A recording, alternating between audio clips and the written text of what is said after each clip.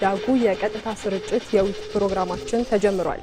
ኢትዮጵያ በታሪኳ በርካታ ታላላቅ ምዕራፎችን አሳልፋለች። ዛሬም በታሪካዊ ምዕራፍና በወሳኝ የታሪክ መጋጠሚያ ላይ ትገኛለች። በአንድ በኩል የውስጥ አንድነታችንን የሚፈትኑ የፖለቲካና የትርክት ልዩነቶች፣ በሌላ በኩል ደግሞ የሀገራችንን ብሔራዊ ጥቅም ሉዓላዊነትና ደህንነት አደጋ ላይ ለመጣል ከውስጥም ከውጭም የሚሸረቡ ውስብስብ ሴራዎችና ጂኦፖለቲካዊ ፈተናዎች የተጋረጡበት ወቅት ላይ እንገኛለን። በተለይም የባህር በር አማራጫችንና የሀገራችንን ሉዓላዊነት መከበር የሚቃወሙ ኃይሎች የውስጥ ክፍተታችንን እንደ ትልቅ መግቢያ ቀዳዳ ለመጠቀም ሌሊትና ቀን እየሰሩ ይገኛሉ። ነገር ግን እኛ እርስ በርስ የውስጥ አንድነታችንን አጥብቀን በአንድ ድምጽ መናገር ስንጀምር ማንኛውም የውጭ ጫናና ሴራ ዋጋ ያጣል። ይህንን የውስጥ ግንብ ለማጠናከር የጦርነትና የኃይል አዙሪትን በሰለጠነ የውይይት ባህል ለመተካት ባለፉት ዓመታት ከተለያዩ የሀገራችን ክፍሎች የተለያዩ የህብረተሰብ ክፍሎችን በማሳተፍ አጀንዳ ሲያሰባስብ የቆየው የኢትዮጵያ ሀገራዊ ምክክር ኮሚሽን አሁን ወደ ዋናውና ወደ ማጠቃለያው ምዕራፍ እየተሸጋገረ ይገኛል። ታዲያ ይህ ምክክር ሀገርን በማጽናት ረገድ ያለው ሚና ምንድን ነው? እንደ ባህር በር ያሉ መሰረታዊ የብሔራዊ ጥቅም ጉዳዮች ዙሪያ የጋራ መግባባትና ሀገራዊ የጋራ አቋም ለመፍጠር ምክክሩ ምን ያክል ያግዛል? ምክክሩ ለሀገራዊ አንድነትና ለኢትዮጵያ የወደፊት እጣ ፋንታ የሚኖረው ፋይዳ እንዲሁም ደግሞ ከሂደቱ የሚጠበቁ ተጨባጭ ውጤቶች ምንድን ናቸው ስንል በዛሬው ቆይታችን በስፋት እንመለከታለን። አያንቱ ምሩ ውይይቱን እመራለሁ። አብራችሁን ቆዩ።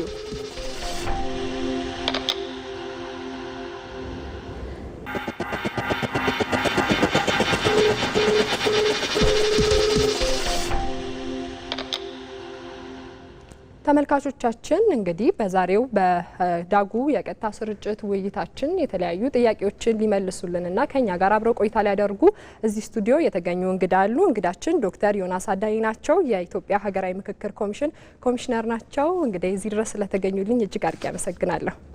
እኔም አመሰግናለሁ። መልካም እንግዲህ ወደ ውይይታችን ስንገባ የኢትዮጵያ ሀገራዊ ምክክር ኮሚሽን በርካታ ሂደቶችን አልፎ አጀንዳ የማሰባሰብ በተለያዩ የሀገሪቱ ክፍሎች በመገኘት አጀንዳ የማሰባሰብ ስራን ሲሰራ ቆይቷል። አጀንዳዎችን ደግሞ መርጦ ለተለያዩ ለባለድርሻ አካላት ደግሞ ረቂቅ አጀንዳዎችን በማቅረብ ላይ ይገኛል። ከሰሞኑ እንደተመለከት ነው ማለት ነውና ይህ ሂደት እንግዲህ ምን ይመስላል? ለጉባኤው የተለዩት አጀንዳዎችስ መስፈርቶቻቸው ምንድን ናቸው? እንዴት ተመረጡ ከሚለው እንጀምር።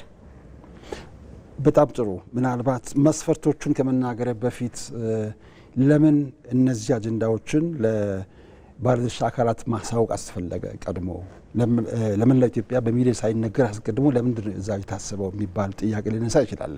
ተገቢም ጥያቄ ስለሆነ በዋናነት እነዚህ አንኳር አጀንዳዎቻችንን የመጨረሻውን አጀንዳ ከማሳወቃችን በፊት የቀሩ ካሉ የታለፉ ካሉ እጅግ መሰረታዊ ናቸው ተብሎ በአዋጁ ላይ የተዘረዘሩ አንድ በአንድ እነዚህ መስፈርቶችን የሚያሟሉ መሆን አለመሆናቸውን አስቀድሞ ከነሱ ጋር መነጋገሩ እጅግ ተገቢ ስለሆነ፣ ምክንያቱም እኛ ሀገራዊ ምክክር ኮሚሽን ኮሚሽነሮች የተሰጠንን አጀንዳ በአዋጁ መሰረት እያንዳንዱን የትኛው ነው ለሀገራችን መሰረታዊ የግጭት ምክንያቶች እንደው ትክክለኛ ፖይንት የሚያነሳ የትኛው ለሚለው ከሳናውጣ አስቀድመን ስራችን እሱ መውጣት ሆኖ ሳለ ያወጣናቸውን በድራፍት ወይም በረቂቅ ደረጃ ሌሎችን አስቀድመን ማሳወቃችን በጣም ተገቢ ስለሆነ ነው።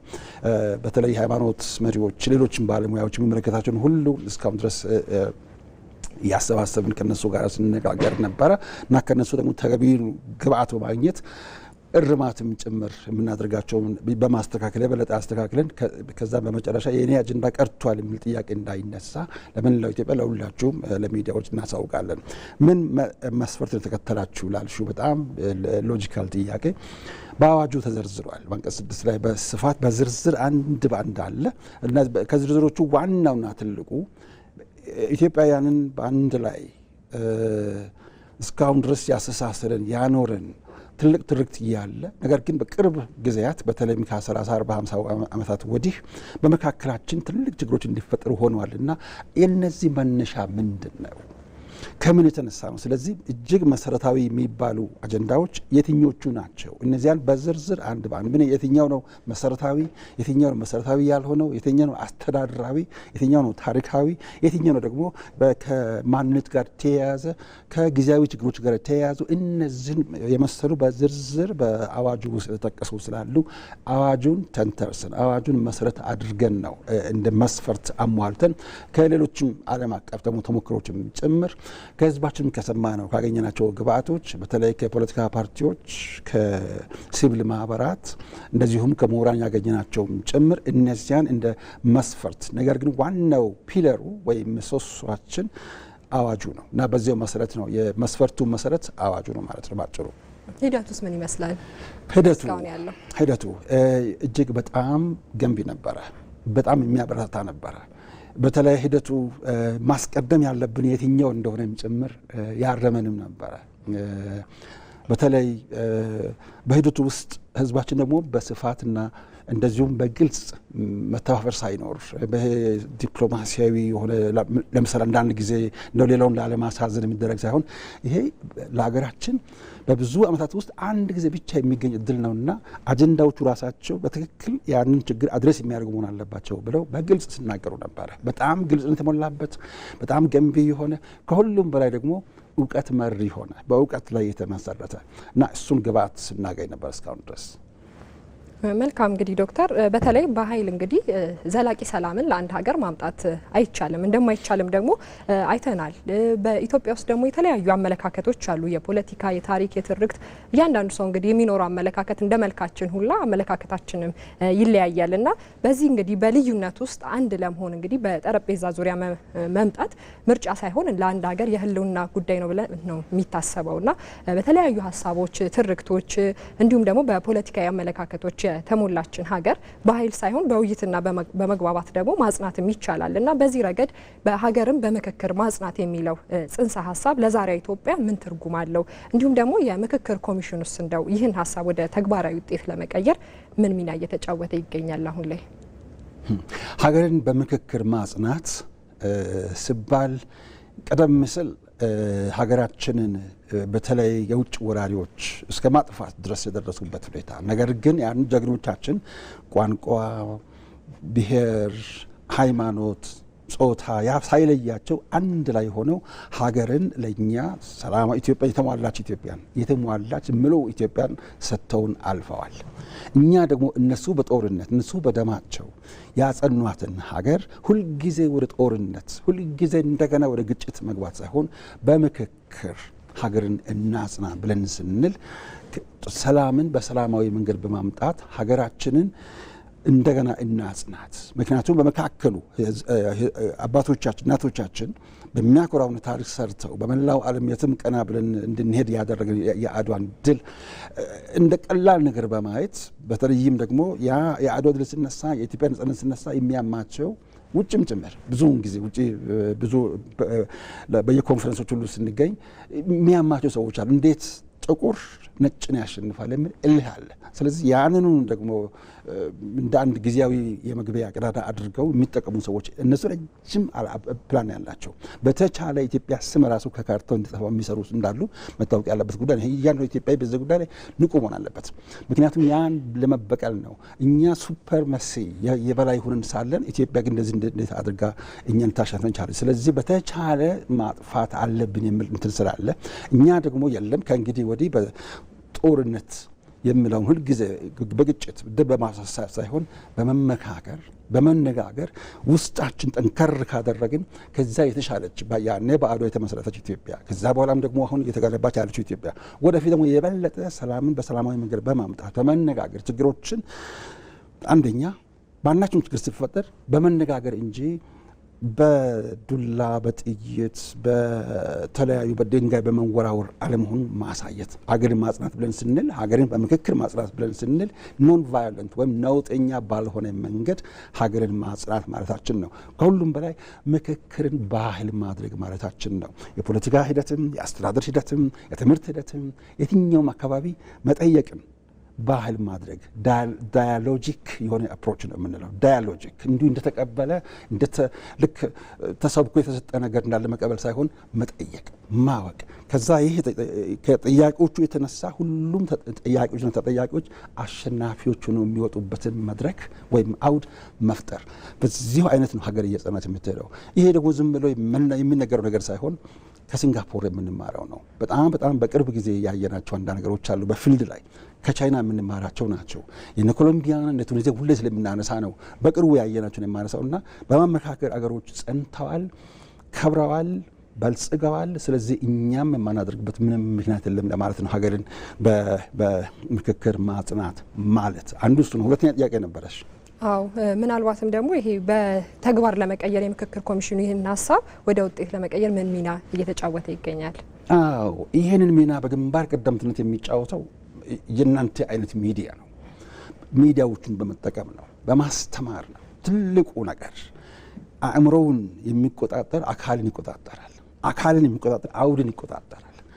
አእምሮ፣ አካል፣ አውድ እነዚህ ከተቆጣጠሩ ሀገር እያደገች ነው የምትሄደው። ምክንያቱም መጀመሪያ ከኪንደርጋርተን ወይም ከመዋለ ሕጻናት ጀምረው በየትምህርት ቤቱ በስርዓተ ትምህርት ገብቶ በጤና ጣቢያዎች፣ በፍርድ ቤቶች፣ በሁሉም ስፍራ መመካከር አስቀድሞ የሰላምን መሰረት ይጥላል። አንደርስታንዲንግ እንዲፈጠር ያደርጋል። በተለይ መረዳዳት፣ መተዋወቅ እንዲኖር ያደርጋል። በዚህ ጉዳይ ላይ አንድ በጣም ታዋቂ ጸሐፊ ቀድሞ ሲቪል ራይት ሙቭመንት መሪ የነበሩ የጥቁሮች መሪ የነበሩ አንድ ሲናገሩ ሰዎች ስለማይተዋወቁ ይጠላላሉ፣ ጥላቻ ይኖራል። ስለምንጠላሉ ደግሞ አይነጋገሩም፣ ስለማይነጋገሩ አይቀራረቡም፣ ስለማይቀራረቡ ሁልጊዜ እንደ ጠላት ተፈርጆ ይኖራሉ። ተቀራርቦ በተነጋገረው ቁጥር ግን በመካከላቸው መንፈሳዊ የሆነ ውህደትም እየተፈጠረ ስለሚሄድ እርስ አብሮ በመቀመጥ ብቻ እዛ ውስጥ በረከት አለ ነው የምለው። ሰውየው ሰባኪም ነበሩ፣ ፈላስፋም ነበሩና ልክ አብረን እነዚህ በክብ ጠረጴዛ ዙሪያ መቀመጡ በራሱ የመጀመሪያው ሂደት በውስጡ የንግግር የሰላም መንፈስ ያሰፍናል። ስለዚህ ሀገራዊ ምክክር ያደረገ ያለው መጀመሪያ ህዝብ እንደዚሁ አብሮ በማስቀመጥ፣ ሁለተኛው ደግሞ ሀገር በቀል እውቀቶች አሉ። ሀገር በቀል እውቀቶች ለእኛ መሰረት ናቸው። ለእኛ ብቻ ሳይሆን ቻይና ዛሬ ከየትኛውም ዓለም ክፍል በቴክኖሎጂ እያላቀች የምትገኝበት ዋናው ምክንያት ከሶስቱ አንዱ ወይም ትልቁ ኮንፊሽየስ ፍልስፍና ነው። አንዱ ታኦይዝምና ሌላው ደግሞ ቡዲዝም ሃይማኖታቸው ነው። ሃይማኖቱ መሰረቱ ምንድን ነው? በንግግር የሚያምን ነው። በጣም ኃይለኛ ዲፕ የሆነ ማንኛውም ጥላቻም ሆነ ፍቅር መሰረቱ ከውስጥ ነው ነው የሚለው። ማስወገጃ መንገዱ ደግሞ እንደዚህ ከውስጥ ሲነጋገሩ ሲተያዩ ነው የሚለው። ስለዚህ ያንኑ እኛ በዚህ በሀገራችን ደግሞ ማንኛውንም ሀገራዊ ምክክር ማካሄድ ስንጀምር አስቀድሞ የሽማግሌዎቻችን፣ የሃይማኖት መሪዎቻችን፣ የአባገዳዎቻችን የነሱን በረከት የነሱን ቡራኬ ቀስ ሁላችን። ምክንያቱም ችግራችን ስጋዊ ብቻ ሳይሆን መንፈሳዊም ስለሆነ የማይታይም ስለሆነ ያ የማይታይ የማይጨበጠ ነው በነገራችን ላይ ዓለምን እየገዛ እየመራ ያለው። ስለዚህ አስቀድሞ ያ መንፈሳዊ ውህደት፣ አንድነት፣ መተሳሰብ ሲኖር ቀስ በቀስ ምክክሩም ወደ ባህልነት ይቀየራል። ስለዚህ ሀገራዊ ምክክር ይሄንን ወደ ተግባር የሚቀይርበት አንዱ መንገድ ህዝቡ በማስታወት በማነጋገር፣ ሁለተኛው በማስተማር ቅድም እንዳልነው ከሚዲያዎች ጋር፣ ሶስተኛው በየዩኒቨርሲቲዎችና በተለያዩ ቦታዎች ከሚካሄዱ ምርምሮች ባሻገር ከተማሪዎችም ጋር ቀጥታ የሆነ ግንኙነት በማድረግ ኤክስትራ ካሪኩላር አክቲቪቲ ወይም ተጨማሪ አክቲቪቲዎችን ተማሪዎቹም ይሄንን ባህል እንዲለማመዱ በማድረግ በእነዚህና በመሳሰሉት ጥረቶች ሀገራዊ ምክክር ይህ ምክክር ባህላዊ ሆኖ ከዚያ ሀገርን በምክክር ማጽናት እንዴት እንደሚቻል ቀስ በቀስ በማስተማር በመስራት ላይ ይገኛል። ያ ግን ብቻችን ሳንሆን መላው ኢትዮጵያ ህዝብ ድጋፍ፣ በተለየ ሚዲያዎች ድጋፍ ስለነበረ ነው። ምናልባት ቀደም ሲል ሲያነሱልኝ ነበረ የሌሎች የዓለም ሀገራትን የምክክር ተሞክሮ በቅርብ ጊዜም የሲንጋፖርን ተመልክተናል ብለውኛል እና የኢትዮጵያ ሀገራዊ ምክክር እንግዲህ ከነሱ ምን ይለየዋል የሚለውን ቢያነሱልኝ። በጣም ጥሩ። የኢትዮጵያን የሚለየው የኢትዮጵያ አውድ ነው። በጣም የሚገርመው ለምሳሌ የየመንን ብንወስድ ወይም ደግሞ የቱኒዚያን ብንወስድ ቱኒዚያ በኢኮኖሚውም ከፍ ያለ ትንሽ ንዑስ ከበርቴዎች ወይም መካከለኛው ክፍል ያለበት ከመሆኑ የተነሳ ደግሞ የሚነጋገሩበትም ሀገራዊ ምክክር በህገ መንግስቱ ላይ ብቻ ያተኮረ ከመሆኑ የተነሳ ለየት ይላል ከኛ። የየመኑ ደግሞ ጭራሽ አጀንዳውም የተሰጠው ፋንድም የተገኘው በውጭ ኃይላት ስለነበረ እንደ ፍላጎታቸው የሚያደርጉት ነበረ። የነ ሲንጋፖር ደግሞ ከልምድ ጋር በተለይ 5 ብሔረሰቦች ብቻ ናቸው ያሉት። እኛ 80 በላይ ብሔረሰብ ነው ያለን፣ በጣም ጥቂት ናቸው። ፎከሳቸው ደግሞ በኢኮኖሚ እድገት ላይ እንዴት አድርገው ሀገርን መቀየር ላይ ነበረ ምክክሩ ሲደረግ የነበረው። የእኛ ሁለገብ የሆነ ታሪካዊነት አለው፣ ኢኮኖሚ አለው፣ የቅድም ያልነው ትርክት ጉዳዮች አሉ፣ የማንነት ጉዳዮች አሉ። የእኛ በጣም ልዩ የሚያደርገው አንድም በኢትዮጵያዊ መንግስት ፍላጎት ዘላቂ ሰላምን በዚች ሀገር ለማጽናት የሚያስፈልገኝ ጦርነትን ብቻ ሳይሆን በሀገሬ ጦር ማዘጋጀት የመንግስት ስራ ነው። ነገር ግን ከዛ ባሻገር ዘላቂ ሰላም እንዲኖር፣ ዘላቂ ልማት እንዲኖር የሚያስፈልገኝ ሀገራዊ ምክክር ነው ብለው የሀገሩ መንግስት ራሱ ያወጣው እቅድ መሆኑ ትልቁ ነገር። ይሄ ደግሞ በየትኛውም ሀገር የሚካሄድም ነው የሚደረግም ነው። ኢንካምቨንት ጋቨርንመንት ወይም ደግሞ በስልጣን ላይ ያለ መንግስት ኮሚሽን ማቋቋም ይችላል፣ ሌሎች እንደሚያቋቋም ሁሉ። ሌሎችም ለምሳሌ የደቡብ አፍሪካ ከዚያ በጣም የሚመሳሰል ነው። የኬንያ ከኛ ጋር በጣም የሚመሳሰል ነው። የኛ የሚለየው ፋንዱ በሙሉ በኢትዮጵያ መንግስት መሆኑ፣ ሌላው ደግሞ ኢትዮጵያዊ ህዝብ ራሱ የሚመራው መሆኑ፣ ከኢትዮጵያ ህዝብ ለኢትዮጵያ ህዝብ የተቋቋመ ኢትዮጵያዊ ተቋም መሆኑ ያ ነው በጣም ልዩ የሚያደርገው። አሁን የኬንያን ለምሳሌ ብንወስድ ደቡብ የአፍሪካ ዩኒየን ነበረ በአብዛኛው ሚና ሲጫወት ነበረው። እነ ነፍሳቸውን ይማርና የቀድሞ የተባበሩት መንግስታት ዋና ጸሐፊ ኮፊ አናን ነበሩ፣ በዛ ውስጥ ይስመሩ የነበሩ። ደቡብ አፍሪካውም ደግሞ የጥቁርና የነጭ ነበረ በመንግስት ተነሳሽነት የተሰራ ቢሆንም አሁንም እዛም ደግሞ ኦፍኮርስ የህንድና የእንግሊዝ ከኋላ መሆን ነበረ። በእኛ ግን ሙሉ በሙሉ ኢትዮጵያዊ የሆነ ኢትዮጵያን መልክ የያዘ ነው። ስለዚህ ያ እዛ ላይ ነው ልዩነቱ ያለው ማለት ነው። ስለዚህ ነፃ ነው፣ ገለልተኛ ነው ማለት እንችላለን። በጣም ገለልተኛ ነው። ቅድም እንዳልነው ከህዝባችን ለህዝባችን በህዝባችን የተቋቋመ ህዝባዊ ተቋም ነው። መልካም ዶክተር፣ ጥሩ ቆይታ ነው እያደረግን ያለ ነው። እንግዲህ የተለያዩ አስተሳሰቦች እንዲሁም ደግሞ ልዩነቶች ሊኖሩ ይችላሉ በማህበረሰብ ውስጥ። ነገር ግን እንደ ታላቁ ህዳሴ ግድብ፣ የባህር በር ያሉ ጉዳዮች እንደዚህ እንዲሁም ደግሞ የሀገር ሉዓላዊነት ማስጠበቅ ላይ ያሉ ጉዳዮች ደግሞ ለኢትዮጵያ የህልውና መሰረቶች ናቸው እና የሀገራዊ ምክክር ሂደቱ እንደ ህዳሴ ግድብ፣ የባህር በር ጉዳይን እንዲሁም ደግሞ የሉዓላዊነትን መከበር ባሉ መሰረታዊ ብሔራዊ ጥቅሞች ዙሪያ ላይ የጋራ መግባባት እንዲሁም ደግሞ ሀገራዊ አንድነት ወይም አቋም ለመፍጠር የሚኖሩ አበርክቶ ምንድን ነው የሚለውን ደግሞ ያንሱልን። በጣም ጥሩ።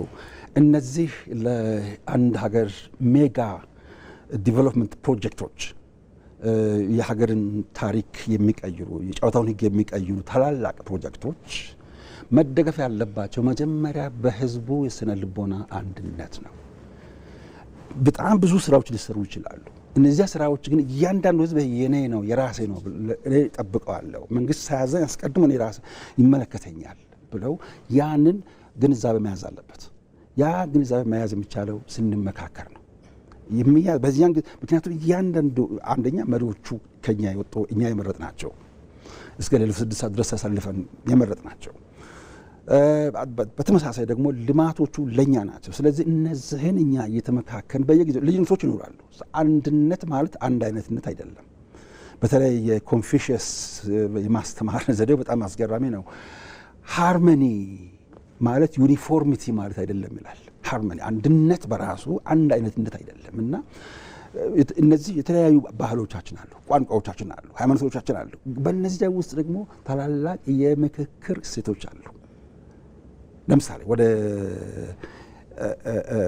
አማራ ክልል ስንሄድ ሄደን እዛ ስንመካከር በዛው አካባቢ የሚገኙ ተጨባጭ የሆኑ ሁኔታዎች ከሽምግልና ጋር እንዴት ምክክር እንደሚያያዝ፣ ወደ ኦሮሚያ ስንሄድ አሁንም ከሽምግልና ጋር እንዴት ምክክርና ሽምግልና እንደሚመሳሰል፣ በተለይ ደግሞ ከገዳ ስርዓት ጋር የአፍሪካዊ ዲሞክራሲ ስርዓት ተብሎ ሊጠራ የሚችል ከሱ ጋር እንዴት ተደርጎ አሁን የ8 ዓመት ኦፊስ ተርም እንዴት እንደሚሰራ ያ በምክክር በአንዱ በመንግስት ግልበጣ ወይም ደግሞ በተቃውሞ የመጣ ሳይሆን በህዝቡ ተስማምቶ ተነጋግረው በህጉ መሰረት ያን አመቱን ጠብቆ መቀየር ነው ያለው። ከዚያ የምንወስደው ስንትና ስንት ተቆጥሮ የማያልቅ እሴት ነው እዛ ውስጥ ያለው።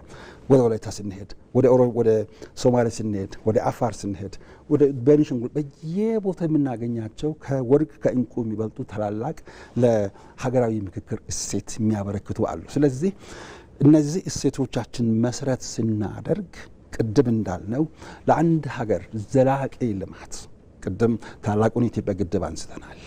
አሁንም ታሪካዊ የሆነ ኢትዮጵያ እንግዲህ ከ130 ሚሊዮን ህዝብ ጋር አንድ ሀገር የመጀመሪያ ሀገር ነች። ይህንን በየቦታውም ስናወራ ነበር። ባለፈው ካዛክስታንም እንደዚህ ሆነን በዚህ ጉዳይና እንደዚህ ላለ ሀገር ተመካክሮ እንደዚህ ማድረግ መቻል አለብን በሰላም። ምክንያቱም አላማችን የምክክር ሁልጊዜ ምስጢሩ ሰላምን በሰላማዊ መንገድ በእውቀት በንግግር በመተማመን እንጂ በጉልበት ስላይደለ ይሄንን ደግሞ ወደ ውጭ ፖሊሲያችንን ወደዛ እንዴት እናሻግረው። አሁን ተሻግሮ ያለው እሱ ነው። በየጊዜው አሁን መሪዎቻችን የምንሰማው በሰላማዊ መንገድ የሚል ቃል ነው የምንሰማው እና ስለዚህ ባጭሩ ሀገራዊ ምክክር መሰረተ ድንጋይ ነው ለሀገር ዘላቂ ጥቅም፣ ለሀገር ዘላቂ እድገት። ምክንያቱም ያልተመካከረ ነው የሚፈረካከሰው። ቀዳዳው ሲገኝ ነው። አንቺ ቅድም በደንብ እንዳስቀመጥሽው መግቢያሽም ላይ ያንን ቀዳዳ ስትጠቀሙ ነው ጠላት በዚያው በውስጣችን የተፈጠረውን መለያየት በመጠቀም እርስ በራሳችን እንድንባላ እንድንለያይ የሚያደርጉን የሚያዳክሙን። ስለዚህ የውስጥ ጥንካሬ ለውጭ ፖሊሲያችን መሰረት ነው። በዚህ ሁኔታ ነው ሀገራዊ ምክክር ለኢትዮጵያ አንድነት ለኢትዮጵያ ዘላቂነት አስተዋጽኦ የሚያደርገው። መልካም ዶክተር፣ እንግዲህ አሁንም እርሶም እያነሱት ነበረ፣ ቅድምም ሳነሳው ነበረ የውጭ ኃይሎች ወይም የኢትዮጵያ ጠላቶች የሚባሉት እንግዲህ እንደ መግቢያ ቀዳዳ የሚጠቀሙት የውስጥ መከፋፈላችንን አንድ አለመሆናችንን ነው የራሳቸውን ሀሳብ የራሳቸውን ለማራመድ የሚጠቀሙብን ማለት ነው። እና በተለይ ደግሞ አሁን ሰሞኑ ኢትዮጵያ 7ኛውን አጠቃላይ ምርጫ አከናውናለች እና በዚህ ጊዜም ያየነው ነው ምርጫው በሰላማዊ መንገድ እንዳይካሄድ፣ ምርጫው ከተካሄደ በኋላም ደግሞ የተለያዩ ውዥንብሮችን የሀሰት ወሬዎችን ለህዝቡ እንትን በማለት ምርጫው ጥሩ እንዳልነበረ አድርገው የሀገራችንን ስም ለማጠልሸት ብዙ ርቀት እየተጓዙ እንደሆነ ተመልክተናል፣ በዚህም አይተናል። እና ሁልጊዜም ግን እነዚህ ኃይሎች የሚጠቀሙብን የእኛን መከፋፈል የእኛን አንድ አለመሆን ነው እና በዚህ አውድ ውስጥ ኢትዮጵያ የምትጋፈጣቸው እነዚህ የውጭ ጫናዎች እንዲሁም ደግሞ ተግዳሮቶችን በተሻለ ሁኔታ ለመቋቋም ሀገራዊ ምክክሩ ብሔራዊ አንድነትን እንዲሁም ደግሞ የውስጥ መተማመንን በማጠናከር ረገድ ያለው ጠቀሜታ ምንድን ነው? በጣም ጥሩ። ቅድም እንዳልነው የመጀመሪያውና ትልቁ ቅድም እንዳልነው እኛ እንድንዳከም የሚያደርግ በውስጣችን ያለው አንድነት መላላቱ ነው። የአንድነት ለማጥበቅ የምንችለው ደግሞ ስንነጋገር ነው። ለመመካከር ደግሞ አውድ ማበጀት ማዘጋጀት የሚያስፈልገው ምክክር እንደው ሲባል እንደ ቀላል ነገር ሊታይ ይችል ይሆናል። አንዳንድ የምክክር ሳይንቲስቶች ዳያሎግ ሳይንቲስትስ የምንላቸው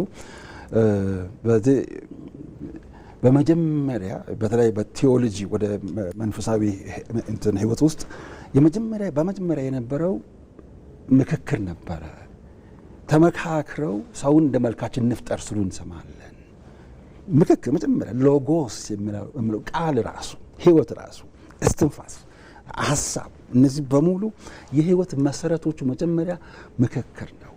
ስለዚህ ለኢትዮጵያ ዘላቂ እድገት ቅድም እንዳልነው በውስጣችን ለሚፈጠሩ ችግሮች፣ ጭንቀቶች ሁሉ መፍቻ መንገድ ፈውስም ጭምር የሚሆነው ምክክር። ምክንያቱም በምክክሩ ሰዎች ሳይተፋፈሩ ፊት ለፊት እገሌ እንዲህ አድርጎ ነበር እኔም እንደዚህ ሁኜ ነበር የራሳቸውንም በዛ ቦታ እያስቀምጡ የሚያዩበት አውድ ስለሆነ ውስጥን አንድ የኳንተም ፊዚክስ አዋቂ ፊዚሲስት ናቸው፣ አሜሪካዊ ናቸው፣ ዴቪድ ቦም የሚሉት ከፓርቲክልና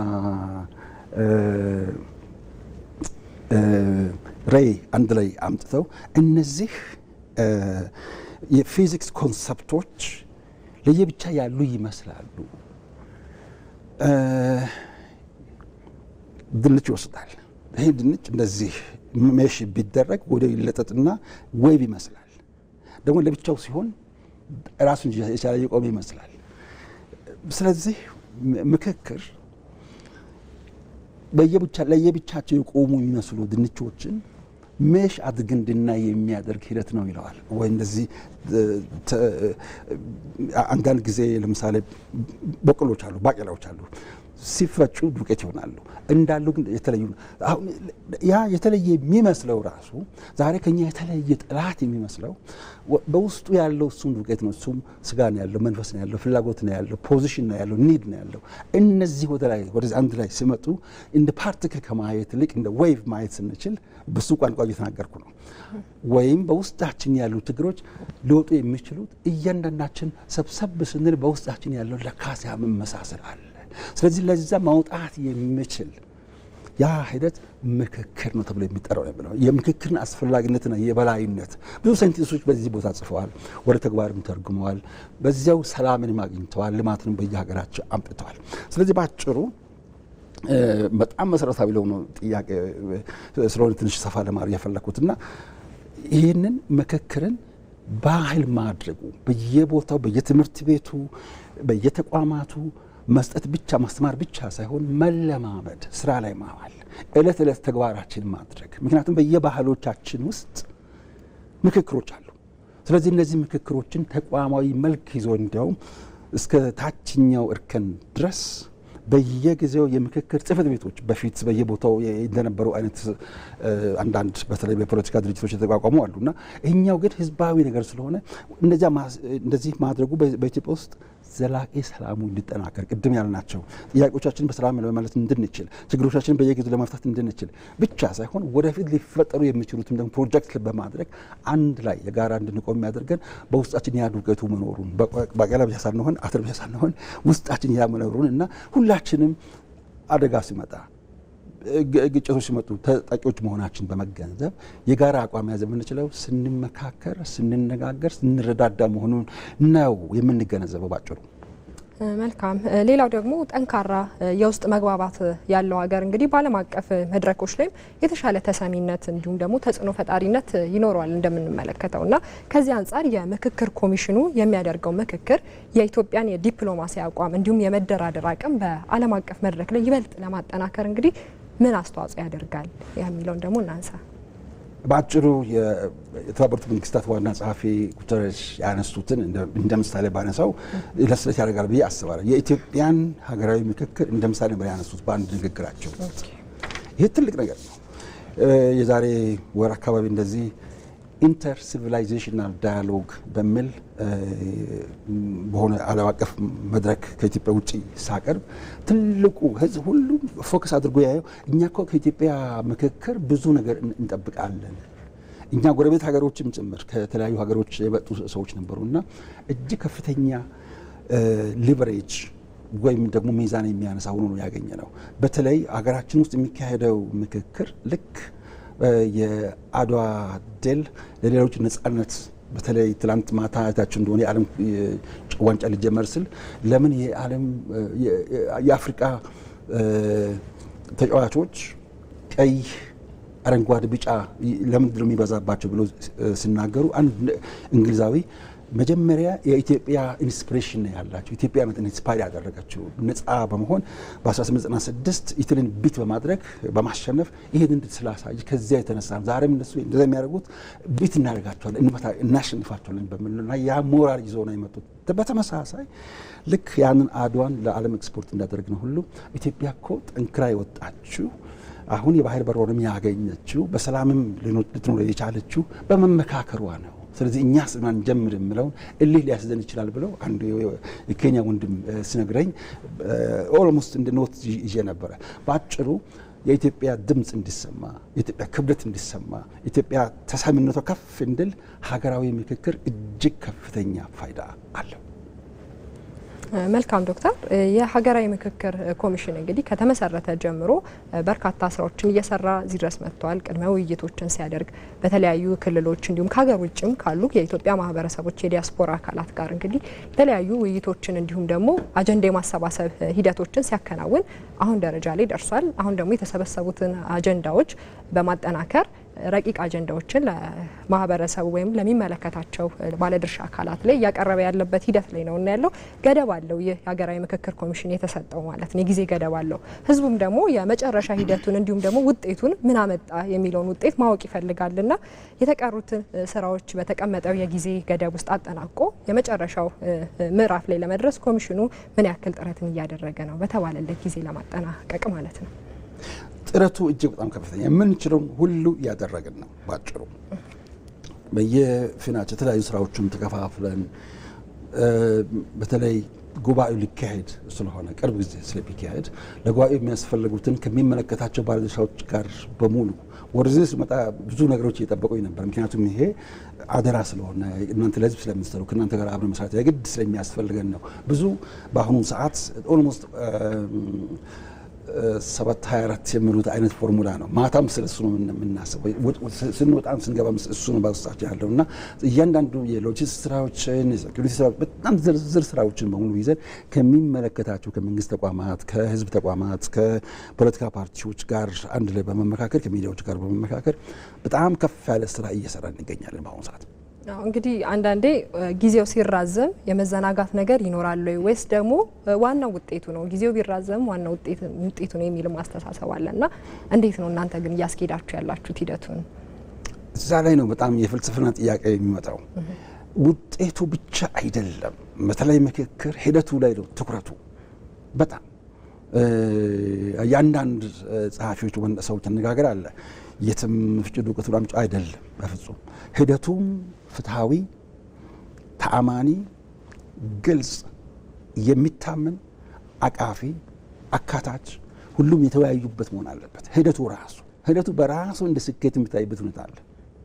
ሂደቱ ላይ ብቻ ሪሰርች ከሰሩ ብዙ ፔፐሮች ሶስቱን ብቻ ለማንሳት አንዱ የኢትዮጵያ ሀገራዊ ምክክር እስካሁን ድረስ ካገኘው አንዱ ስኬቶች ውስጥ አንዱ አሳታፊነቱ ነው የሚል ነበር የገለጹት። ማሳተፉ በራሱ ሂደቱ መጨረሻው ላይ አጀንዳው ህዝቡ የሚያስተላልፈው ውሳኔ ከመጠበቅ ይልቅ አስቀድሞ ሂደቱ መጀመሪያ ተአማኒ መሆን አለበት፣ ግልጽ መሆን አለበት፣ የሚታመን መሆን አለበት። ሌሎች ደግሞ ሬፕሊኬት ወይም ደግሞ ኮፒ አድርገው እንዲያውም ሌላ ጋም የሚለማመዱበት መሆን አለበት። ስለዚህ ሂደቱ ከውጤቱ ቢበልጥ እንጂ አያንስም። ብዙውን ጊዜ ሂደቱ ግልጽ ካልሆነ ውጤቱም ግልጽ አይሆንም። ሂደቱ ሰንካላ ከሆነ፣ ሂደቱ ችግር ያለበት ከሆነ ውጤቱም ችግር ያለበት ነው የሚሆነው። ስለዚህ ለዚህ ነው እንደውም ሂደቱ ላይ በጣም ብዙ ጊዜ የወሰድነው። ከሌሎቹ ቅድም ጥሩ ጥያቄ እንደጠየቅሽው ከሌሎቹ በምንድን ነው የምንለየው? ሌሎቹ የተዘጋጀላቸው ፎርሙላ አላቸው። እኛ የተዘጋጀ ፎርሙላ ሳይሆን ኢመርጅ የሚያደርግ ወደ የአካባቢው ስንሄድ እንደ አካባቢው ተጨባጭ ሁኔታና አውድ የእኛን ሂደትም ለምሳሌ እየቀየርን ከትግራይ ለምሳሌ አጀንዳ ማሰብሰብ ሲያስፈልገን ተወካዮች እስከ 700 የሚሆኑ ተወካዮችን አዲስ አበባ አምጥተን ነው ያነጋገርናቸው። ይሄ ደግሞ ኮሎምቢያም በሀገራቸው ብቻ ሳይሆን እንደውም ለንደን አነጋግሯቸው ነበረ። ኦታዋ ካናዳ ውስጥ ነበር ያነጋገሯቸው። በተመሳሳይ እኛም ከሌሎችም ልምድ እየተማረ ሂደቱን መጀመሪያ ጥርት አድርገን ካካሄድን ውጤቱ ዴፊኒትሊ የሚቻል ነው፣ መልካም ነው የሚሆነው። ስለዚህ ውጤቱን ብቻ አይደለም እኛ የምናተኩረው፣ የእኛ ትኩረት በዋናነት በሂደቱ ላይ ነው። ውጤቱን ደግሞ አብረን እንደ ፈጣሪ ፈቃድ ቅርብ ጊዜም እንደምንጀምር ቅድም አንስቻለሁ። ለሁላችሁም ደግሞ በሚዲያ እነግራችኋለን። ለዳጉ ብቻ ከተናገርኩ በቃ ለፓብሊክ ሚዲያ ብቻ ነው የተናገሩት እንጂ እኛን አላካተቱም ተብለን አካታችነታችንን እንዳላፈርስ። ስለዚህ ዋናው ጉባኤ መቼ ይካሄዳል የሚለውን ይነግሩን፣ ለሁላችሁም በግልጽ እንናገራለን። ምናልባት ግን ይሄ ሀገራዊ ምክክር በታሰበለት ጊዜ አንተ በምታወጡት እቅድ እንዳይሄድ የሚያደርጉ ተግዳሮቶች ካሉ ደግሞ ተግዳሮቶቹን ቢያነሱልን። ተግዳሮቶቹ ይህ ሀገራዊ ወይም የፖለቲካ ሂደት በራሱ ስለሆነ ፖለቲካል ፕሮሰስ ስለሆነ ራሱ ፕሮሰስ ነው። ቅድም ስለ ፕሮሰስ አውራ ነበር እና የዲሞክራሲ ልምምድ ነው ራሱ እውነተኛ ታች። ለምሳሌ እኔ በዚህ ፊት መናገር የሚያሳፍረኝ አይመስለኝም። አንድ ቦታ በጣም አስታውሳለሁ። እኔ ቀጥቃጭ ነኝ። እኔ የሚፈለገው ማጭዶውን፣ መዶሻውን፣ ማረሻውን ለመሸጥ ያኔ እንጂ እንደዚህ በሀገር ጉዳይ ላይ፣ በፖለቲካ ጉዳይ ላይ፣ በአስተዳደራዊ ጉዳይ ላይ ድምፅ ተናገር፣ ሀሳቤ ምንድን ነው፣ ለኢትዮጵያ ግጭቶች ምክንያቶች ምንድን ናቸው ተብዬ ተጠይቄ አላውቅም። ይህን ስትሰሚ አያረካሽም? ሂደቱ ብቻ ማለት ነው። እነዚህ ነው እኛ ሪኮርድ ማድረግ ብቻ ሳይሆን አዲስ ባህል እንዲፈጠር እያንዳንዱ ሰው ተሰሚነት እንዲኖር ድምፁ መሰማት አለበት፣ መታየት አለበት። በሀገራቸው ጉዳይ ላይ ያገባቸዋልና ስለዚህ እነዚህ ናቸው እኛን በአብዛኛው አካታችነትን ብለን ስንል ሬፕሬዘንቴሽን ውክልናም ብለን ስንል ደፍነትሊ እነዚህ ማለታቸው ነው። እነዚህ ናቸው ትንሽ እንትን ለምሉትና ስለ ቀናቱ ስለ ጊዜው እንዳልነው በጣም ቅርብ ጊዜ አሁን በየቦታው እነዚህ ረቂቅ አጀንዳዎችን ህዝብን አወያይተን ዋና ዋናዎችን ስቴክሆልደርስ ካየን በኋላ ለሁላችሁም ይፋ እናደርጋለን። ምንም ችግር የለም።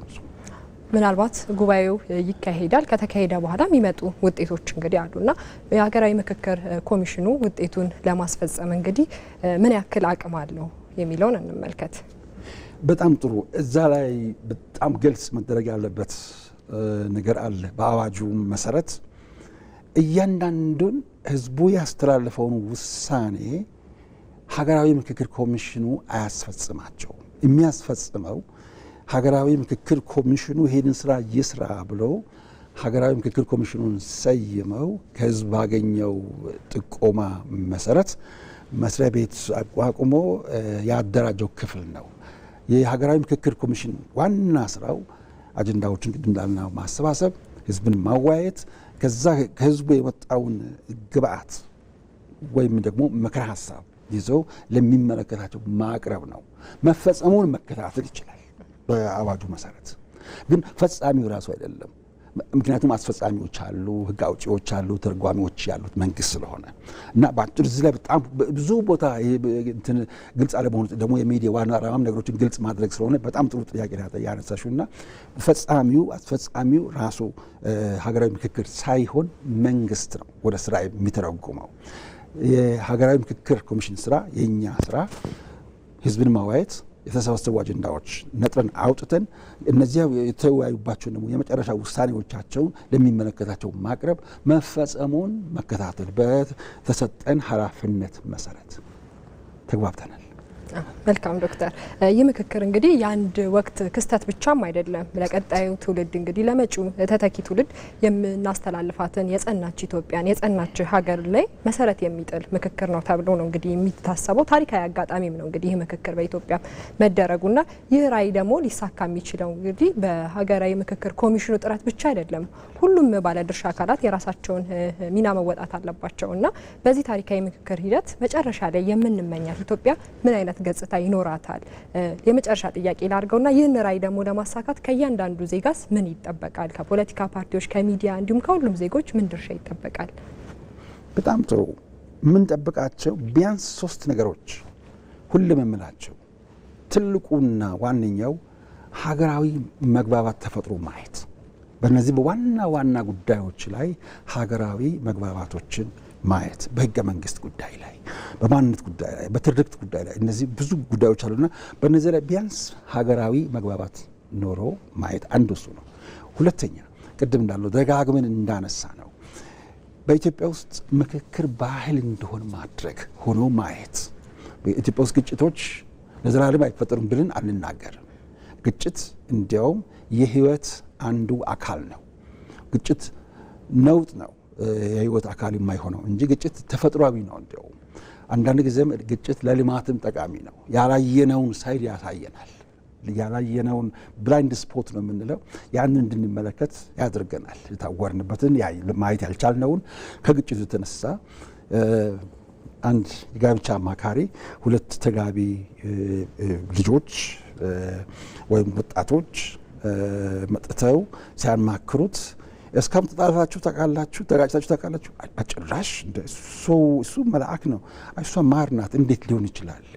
እንግዳውስ ስትጣሉ ነው ብሎ አሰናበታቸው። መጣላት መጋጨት የማንነታችን ምስጢር የሚያሳይም ጭምር ነው ያንቱ። ያ ከዛ ውስጥ ደግሞ መልካም ነገር ነው የሚወጣ ለካ እንዲህ ነበረ። ስለዚህ ከእንግዲህ ወዲህ እንዲህ ላሉ ነገሮች ሲፈጠሩ እንዴት መልስ በመስጠት አብሮ መኖር ይቻላል ብሎ ሰዎች የሚያምሩበት ስለ ግጭት ተፈጥሯዊም ነው እና ስለዚህ ግጭት ከእንግዲህ ወዲህ በኢትዮጵያ አይኖርም ሳይሆን ኢትዮጵያ ውስጥ ግጭቶችን በሰላማዊ መንገድ መፍታት፣ በንግግር መፍታት ባህል ሆኖ ማየት ነው። ሶስተኛውና በጣም ትልቁ ደግሞ እምነት መፈጠር፣ በህዝብና በህዝብ መካከል መተማመን፣ በመንግስትና በህዝብ መካከል መተማመን። ያ መተማመን ነው እምነት የህይወት መሰረት ስለሆነ አሁን ቅድም ያነሳናቸው እንደነ ሲንጋፖር አይነት ሀገሮች በጣም ድሃ የነበሩ አሁን ግን ተመካክረው ስለወጡ የት እንደደረሱ እያየን ነው። በየአመቱ ግሎባል ፒስ ኢንዴክስ የሚያወጣቸው በግሎባል ፒስ ኢንዴክስ ሉላዊ የሰላም ኢንዴክስ አመላካች በየጊዜው 2026 ወጥቷል። በዛ ላይ የትኞቹ አገር ቶፕ ላይ እንዳሉ ማየት እንችላለን። የተመካከሩ የለሙ ሀገሮች ናቸው። ተመካክረው ያልተግባቡ ግን ዛሬም በግጭት ውስጥ ያሉ አሁንም ወደታች ናቸው ያሉት ሁሌም በግጭት። ስለዚህ ኢትዮጵያ ተመካክራ እንደዚሁ ቶፕ ላይ እንድትወጥ ማየት እንፈልጋለን። ከሁሉም በላይ ደግሞ ጥያቄዎቿ መሰረታዊ ጥያቄዎቿ እንደነ ባህር